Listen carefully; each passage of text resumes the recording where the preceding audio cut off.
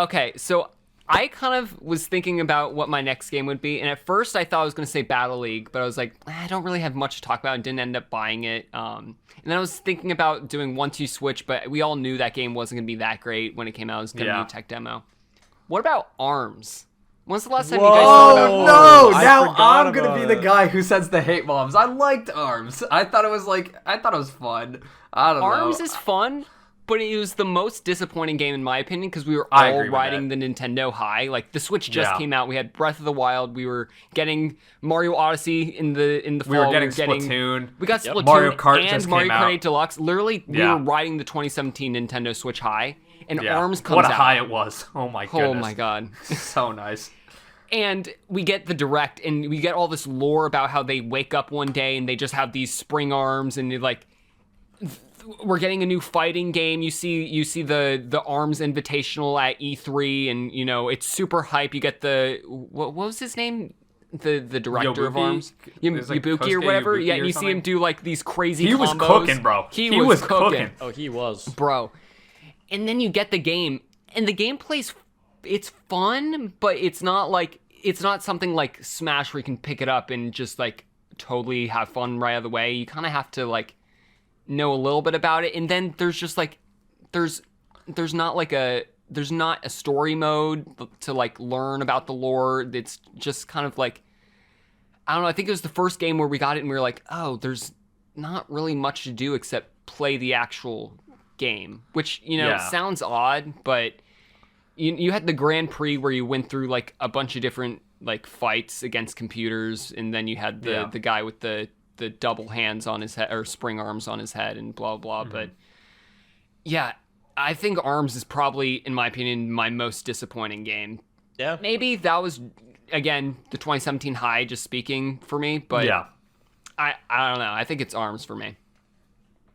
I respect it. PJ, you wanna touch on Yeah. this, or you I wanna? mean, I've played this game before at my friend's house. Like, surprisingly enough, I didn't buy it, but yeah, the gameplay, it just was not bad at all. But I couldn't like see myself going back to it. I kind of went like, oh, that's fun, and I didn't like think to like ask to play it again or like whatever.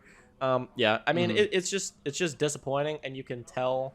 I'm gonna jump to Smash really quick, and you can tell that they really were not expecting huge things or whatever, because Springman was pretty much immediately announced as an assist trophy, and then when the DLC came around, they were like, we made Springman an assist trophy, so they just made Min Min a fighter instead. So Yeah. who knows? I mean, the game didn't really have the sales to justify a Smash fighter in my opinion, but it was kind of just because of like the style of game, because it's like a fighting game, obviously. But yeah, this was definitely a disappointment. I mean, the game did have characters, just like there's some more content in it that would be great. But you Yeah. know, I don't really see a sequel coming anytime soon. I think this was probably just like a one-off that we really won't hear about again. But I mean, Yeah. a lot of people Yeah. really kind of forget about it because obviously, as you guys said, like 2017 for Nintendo was so great that like ARMS just does not come to mind whatsoever. So it's like just really an afterthought, and you know, it is what it is. It's fun for what it is, but I mean, I wish there was a little more for sure. Yeah, it's one of those things where like the gameplay itself does have a deceptive amount to it because of all the arms you can equip. Like, I don't know if you guys remember, I actually played this game a ton. I think I have like 60, 70 hours, and cue the Damn. people in the comments saying that's not a ton. I played arms, but whatever. I did play this game a fair bit. So every fighter had their 3 arms that were specific to them, but then you could also unlock every other fighter's arms for any other character. So like if I wanted to pick up like Springman's the toaster glove, which is like the fire at normal punching glove, for Kid Cobra, who was my main back in the day, I totally could do that. And each glove also has different elements, so when you charge it up and use your special, like this one on the screen right now, or well, it's gone, but there was like it's called the Slapamander, and it's a wind slapping glove. So if you charge it up and then hit someone with it, it shoots them into like a little gust that you can then combo with your other hand. So like the gameplay actually did have a decent amount of depth to it if you like really put the time in and play it a lot.